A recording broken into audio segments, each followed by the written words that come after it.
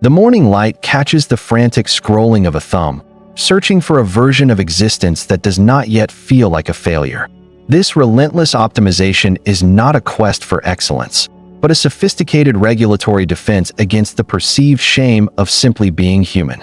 Behind the meticulously tracked habits and the curated journals lies a quiet, shivering terror that who you are is fundamentally insufficient.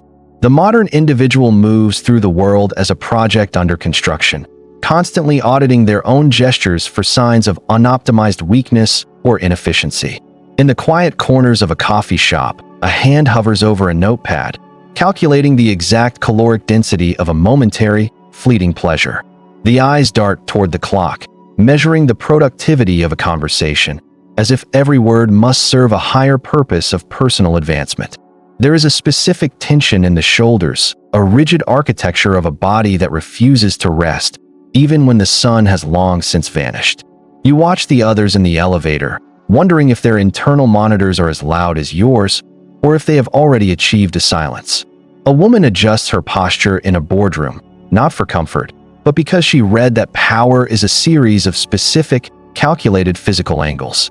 She breathes in a measured rhythm, suppressing the natural tremor of her hands, ensuring that no one glimpses the raw exhaustion beneath her polished surface. The grocery store becomes a laboratory of discipline, where the choice of a vegetable is a moral victory over the perceived sloth of the soul. A man stands before the mirror, pinching the skin of his waist, his mind already drafting a new protocol to eliminate this evidence of his humanity. He does not see a body, but a series of errors to be corrected, a biological machine that has failed to meet the required industrial standards. The social gathering is no longer an exchange of warmth, but a performance of growth, where every anecdote is polished to show a trajectory of success. We speak in the language of becoming, as if the present version of the self is merely a shed skin, a regrettable husk of previous incompetence. Notice how the timing of a laugh is slightly delayed, as the brain checks if joy is currently aligned with the persona of the high achiever. The distance between people is maintained by a barrier of achievements, a wall of betterment that prevents any actual, messy, unpolished contact from occurring. In the gym at midnight, the fluorescent lights hum over bodies that are being carved into weapons against the fear of being overlooked or discarded. The weights hit the floor with a rhythmic violence, a physical manifestation of the war being waged against the softness that still dares to exist. A student deletes a sentence 4 times, not for clarity, but because the original thought felt too simple, too vulnerable, too much like their actual self. The pursuit of the best self functions as a perfect camouflage, allowing the individual to hide their self-loathing behind a veneer of aspirational, healthy discipline. Every life hack is a microaggression against the subconscious, a message sent to the depths that the current operating system is broken and utterly rejected. We collect certificates and milestones like armor, hoping that enough layers of external validation will finally smother the small, frightened voice that feels hollow.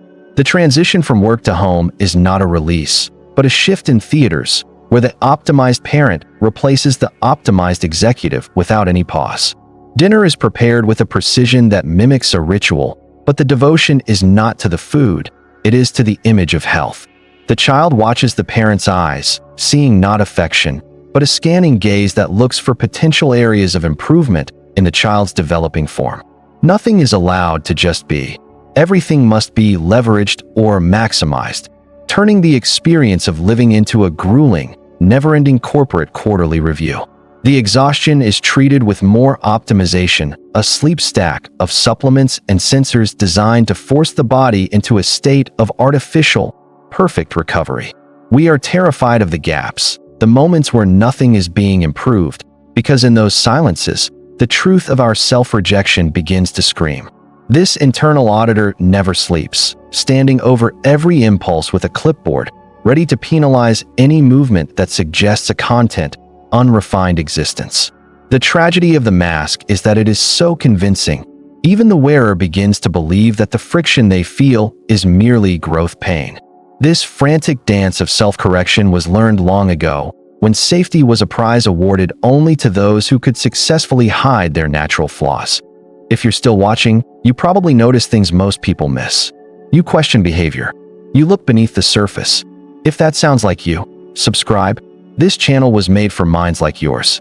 The nervous system remembers the exact temperature of the room where silence was the only currency accepted for a momentary sense of safety. In a brightly lit kitchen, a child watches the tightening of a parent's jaw, learning that an unwashed glass is a moral catastrophe. The air thickens with the unspoken requirement that existence itself must be justified through a continuous display of utility and quiet, perfect obedience. There is no room for the chaotic exploration of a developing mind, only the rigid tracks of expectations that lead toward a distant, cold approval. A young boy sits at a desk, erasing a letter until the paper tears, his heart racing because the curve of the S is flawed. He does not fear the correction. He fears the withdrawal of the gaze that makes him feel as though he actually, truly exists at all. This is the imprinting of the internal predator, the voice that will eventually sound like his own, whispering that he is never quite enough. Ambiguity becomes a predator in the tall grass of childhood, where a parent's shifting moods require a constant, vigilant scanning for any potential atmospheric danger. To be seen as gifted or good is not a compliment. It is a life sentence of maintaining a ceiling that feels increasingly like a floor. The trade-off is made in the quiet dark of a bedroom, where the child decides that their true, messy self is a liability to survive. They bury the spontaneous laugh, the weird curiosity, and the inconvenient sadness, replacing them with a highly responsive, mirroring surface of curated, helpful achievement.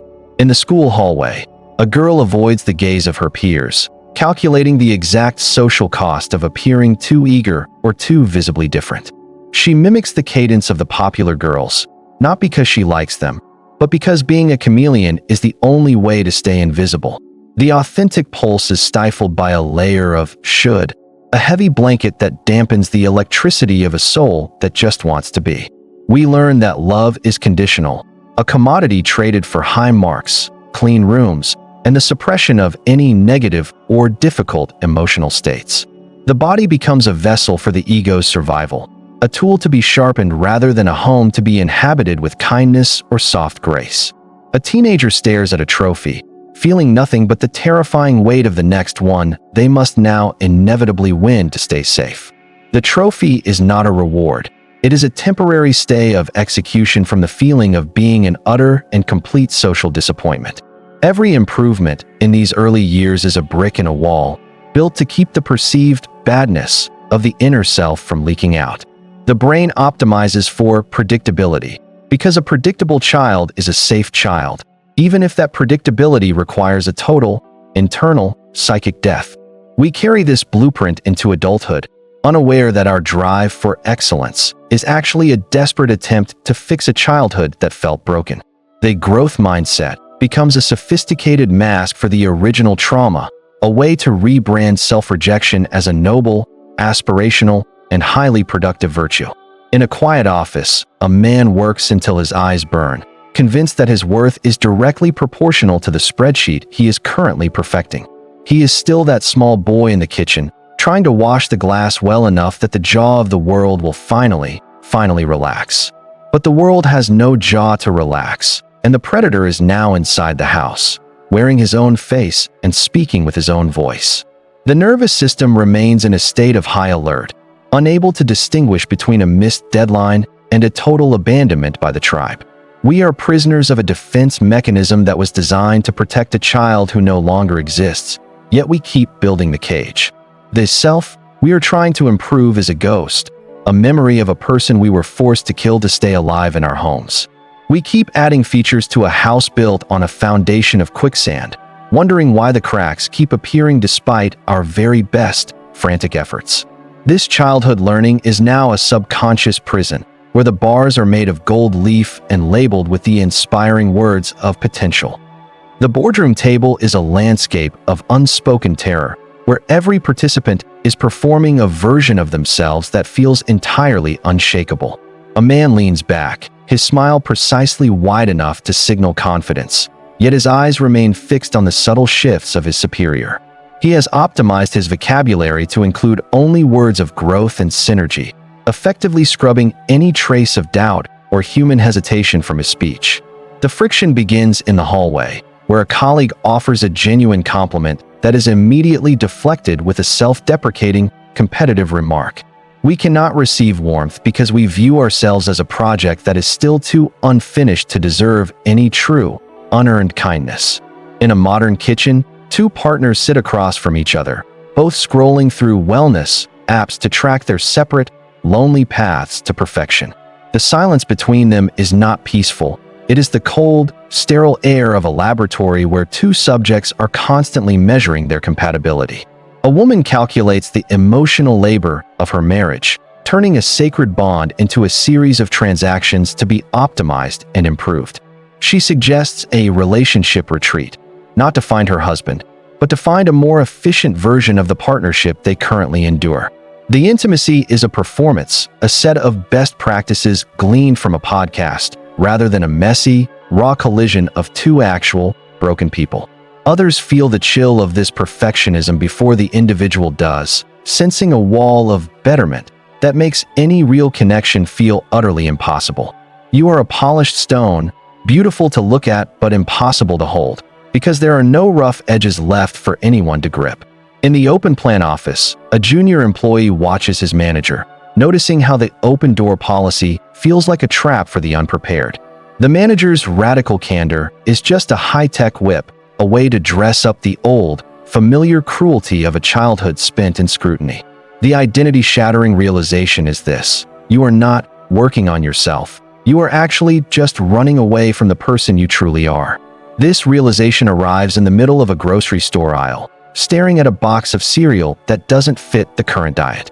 The world rewards this specific brand of dysfunction, calling it ambition or discipline, while the soul beneath the surface is quietly, slowly starving. A man at a networking event memorizes names with a clinical precision, his brain a Rolodex of potential utility rather than a vessel for friendship. He leaves the event feeling successful, yet he sits in his car afterward, staring at the steering wheel with a hollow, aching chest. The optimized life is a series of successful operations where the patient, the actual, living self, has died on the table during the very first cut. We treat our friends as accountability partners, turning the shared joy of existence into a grueling, mutual peer review session of our latest habits. A woman cancels a dinner because she hasn't met her step goal, prioritizing the digital metric over the living, breathing heart of a companion. She tells herself she is prioritizing her health, but her body feels like a slave driver's workshop where the quota is never quite met. Modern environments thrive on this, as the always-on culture requires a workforce that views their own humanity as a bug to be patched. The friction you feel with others is the sound of two masks grinding against each other, neither willing to drop and show the fear. We are a society of improvers who are terrified of being known, because to be known is to be seen in our unoptimized, messy glory. The fixer in the group is often the most broken, using the problems of others to avoid the terrifying silence of their own internal void. Modernity offers us a million ways to be better, but not a single way to simply be, leaving us perpetually stranded on a distant shore. The self you are building is a fortress designed to keep everyone out, including the one person you were actually meant to become. The blue light of the smartphone acts as a digital confessional, where we whisper our inadequacies into the void of 1,000 scrolling, judgmental eyes. In the quiet of a midnight bedroom, a woman compares her unbrushed morning reality to the filtered, kinetic highlight reel of a complete, distant stranger. She does not see a person, but a benchmark of wellness that she has failed to achieve by the mere act of being asleep. The algorithm feeds her the 5 habits of successful people, turning her exhaustion into a personal failing of the will rather than a biological necessity. Technology has transformed the internal auditor into a global network, where our stats are constantly broadcasted for the approval of a faceless, digital tribe. A man at a red light checks his fitness tracker, feeling a surge of cortisol because his readiness score is lower than he previously expected. He ignores the actual signals of his muscles and lungs, outsourcing his very sense of self to a piece of plastic strapped to his wrist. The psychological cost is a total dissociation from the felt experience of the body, as we become the managers of our own biometric data points. We have rebranded the surveillance state as self-care, inviting the data harvesters into the most intimate rhythms of our breathing and our shallow, restless sleep. In a crowded airport, a traveler listens to a productivity audiobook at double speed, terrified that a moment of boredom is a moment completely wasted. The landscape outside the window is a blur of ignored beauty, sacrificed at the altar of information density and the optimization of time itself. The safety of this behavior is a cage, because the more we improve, the more the world expects us to maintain that high-gloss, artificial sheen. There is no done, only a series of updates that require more processing power and more emotional labor to keep the internal system from crashing. We are terrified of the glitch, the moment where the mask slips and the world sees the tired, unoptimized human shivering underneath the high definition. The digital age offers a solution for every insecurity, but each solution is a tether that pulls us further away from our own internal, quiet compass. A teenager edits a photo for an hour, smoothing out the pores of their skin until they look like a mannequin made of polished, lifeless wax. They are building a digital mausoleum for their true self, a place where the ideal lives while the actual person slowly, quietly suffocates within. The cultural incentive is to be a brand, and a brand has no room for the inconsistency, the failure, or the raw, unedited pain of life. We treat our lives as content to be curated, which is just a polite, modern word for the systematic elimination of our own vulnerable, human reality. The tension increases as the gap between the curated self and the actual self becomes a canyon that no amount of growth can ever bridge. You are performing for an audience that doesn't exist, while the only person who actually matters, you, is being ignored in the darkened, empty wings. The safety of being better is an illusion because the bar is constantly moving, driven by an economy that thrives on your persistent, deep-seated dissatisfaction. Modernity has turned the self into a product, and products are never enough. They are only version 1.0 waiting for the inevitable, more expensive version 2.0 release. The cage is made of life hacks and biohacks, a prison where the walls are covered in mirrors that only show you what you are not yet. There is no comfort in this awareness, only the cold realization that the ladder you are climbing is leaned against a wall of total, absolute air. We are the most improved generation in history, yet we are the most anxious, the most lonely, and the most profoundly disconnected from our souls. The fix is the poison, and the more we drink it, the more we crave the very thing that is slowly, methodically killing our ability to be. The cage is locked from the inside, and we have mistaken the key for a weapon that we must use against our own unrefined, living hearts. The mirror remains a cold, impartial witness to the exhaustion that no amount of high-performance supplementation can truly, deeply reach. A man stands in his modern, minimalist kitchen, staring at a glass of water, paralyzed by the thought that he is drinking it incorrectly. He has read 3 articles on cellular hydration, and now the simple act of quenching a biological thirst feels like a test he might fail. The discomfort deepens when you realize that even this awareness, this sudden insight, is being immediately processed by your brain as a new problem to solve. You are already reaching for a notebook, already planning the deprogramming phase, already turning your own liberation into another grueling, multi-step habit. The fix-it impulse is the final sentry at the gate, a defensive layer that prevents you from simply sitting in the ruin of your own expectations. There is no after where you are finally finished, because the you that is doing the finishing is the very entity that hates being human. A woman sits on a yoga mat, her eyes closed, but her mind is a spreadsheet of mindfulness minutes and vagal tone measurements. She is not meditating. She is colonizing her own inner silence with the same colonial, industrial logic that destroyed her peace in the first place.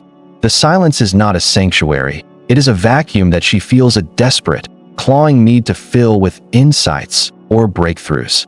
We strip away the excuses, the health reasons, and the career goals, until all that remains is the raw, vibrating fact of self-disgust. You do not want to be better. You simply want to be someone else, anyone else, who does not feel this specific, hollow ache.